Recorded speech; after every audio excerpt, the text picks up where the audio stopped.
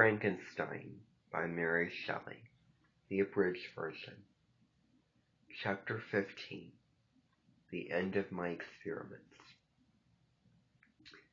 My time in the Orkneys was almost over.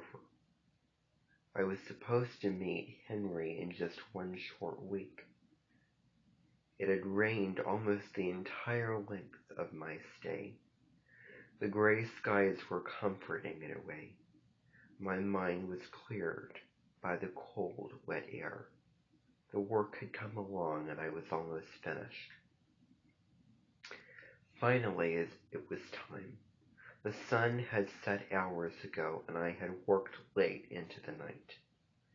My room was dark because I had not lit any candles. "I'm finished," I shouted out loud. "I've finished the second creature." The same sense of gloom that I felt after bringing the creature to life returned. I stood and looked at her. The instruments of life were in my hands, but something stopped me. The monster had agreed to leave, but this creature knew nothing of his plan. She didn't know she was for him. What if they didn't like each other? What if she didn't want to leave with him? What if she was even worse than he was? She would have a mind of her own. The monster could not control her actions any more than I could control his.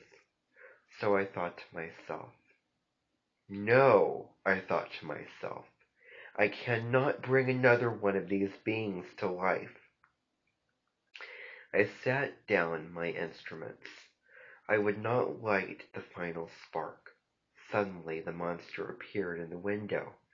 He saw me stop just before I finished. He watched as I put down the instruments and left the room. I shook my head back and forth to tell him it was over.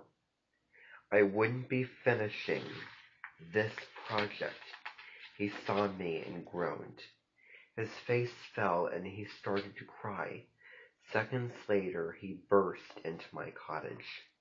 "Frankenstein, why won't you finish the work?" he pleaded. "Why can't you bring her to life? You must keep your promise to me." "I won't create another one like you," I said.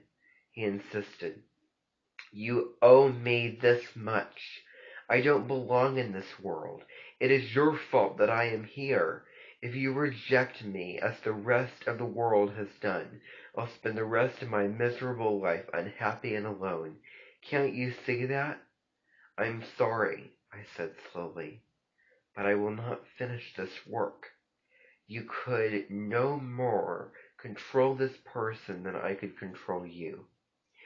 You could not know what might happen you do not know what might happen if I bring her to life. I will not be responsible for any more creatures like you." He looked angry and upset. "Please understand," I said. "I know you are unhappy, but this is not the answer. Now you must go. I am leaving this place tomorrow morning, and I am not taking my work with me. It will be buried on these islands forever." The monster said coldly, "I will go, but I will never forgive you. You've broken your promise. You will pay for this, Frankenstein. You will. Your family is not safe. You are not safe. I will make you understand what it's like to be alone in a world where everyone hates you. Be warned. I will be with you on your wedding night." He slammed the door behind him and ran away into the night. A cold chill went down my spine as I chased him outside. Before I could catch up, the monster had jumped into his boat and rowed away across the water. He was soon lost in the waves. I could no longer see him. The cottage was quiet. The only sound I could hear was the ocean. His last words echoed in my ears. "I will be with you on your wedding night."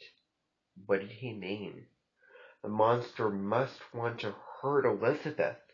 I panicked. For the first time in months, I sat down and cried. I had to stop him at all costs. I had to stop him before he hurt everyone I loved in the world.